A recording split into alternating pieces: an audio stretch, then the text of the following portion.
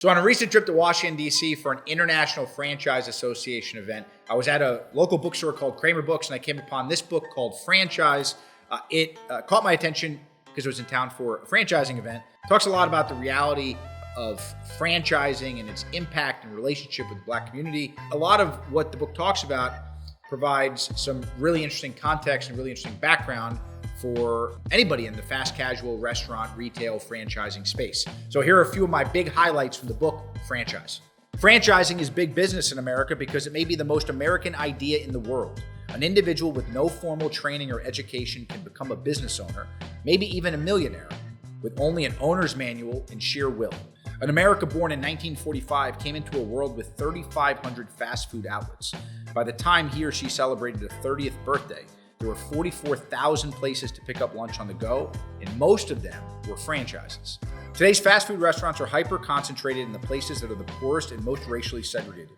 Due to its saturation in Black America, fast food's often identified as the culprit among research on high rates of obesity, diabetes, and hypertension among Blacks.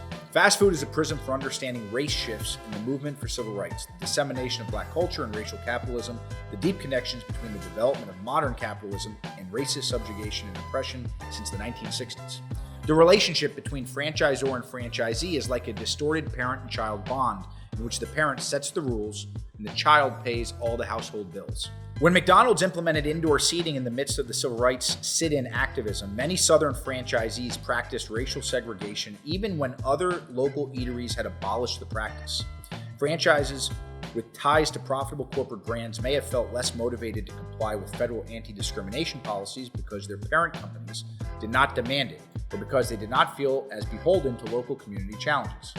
At a boycott event, Martin Luther King said this about economic justice: "What does it profit a man to be able to eat at an integrated lunch counter if he doesn't have enough money to buy a hamburger? What does it profit a man to be able to eat at the swankiest integrated restaurant when he doesn't even earn enough money to take his wife out to dine? What does it profit one to have access to the hotels of our cities and the hotels of our highways when he doesn't earn enough money to take their family on vacation?" In order to survive and flourish after 1968, McDonald's not only had to learn how to listen to Black America, the company would also have to learn how to talk to Black America. Black franchises were their interpreters in this process. A public that decries fast food as a matter of bad choices is a public that is ignorant to the fact that the meeting of racism and capitalism can only produce demeaning and uncomfortable options.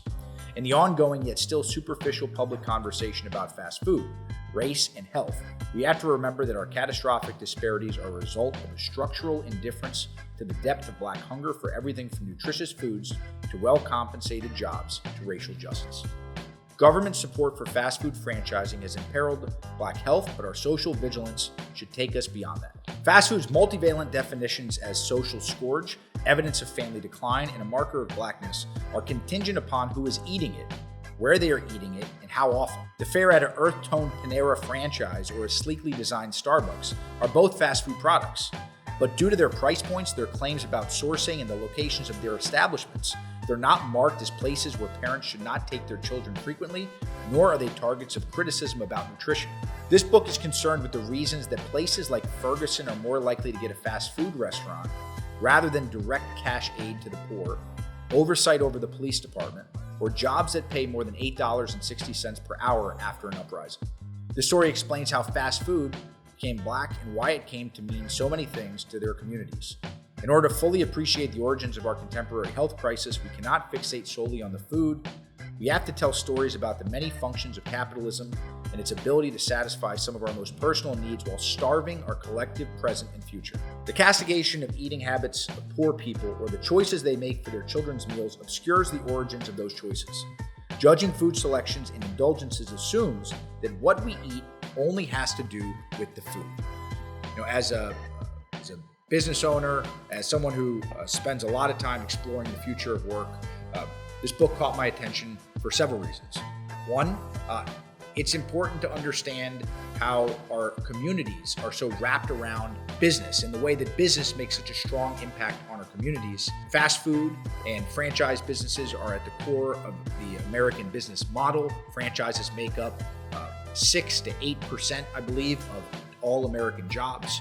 It's also the story of how fast food restaurants are one of the greatest generators of wealth for Black communities, and how those businesses still to this day sit in a very interesting position with its relationship to the way social justice and change is happening in our society. So it was for that reason that I read it, but coming out of the book Franchise, I walked away with a better understanding of the intersection of race and capitalism in our system. Now, back to work.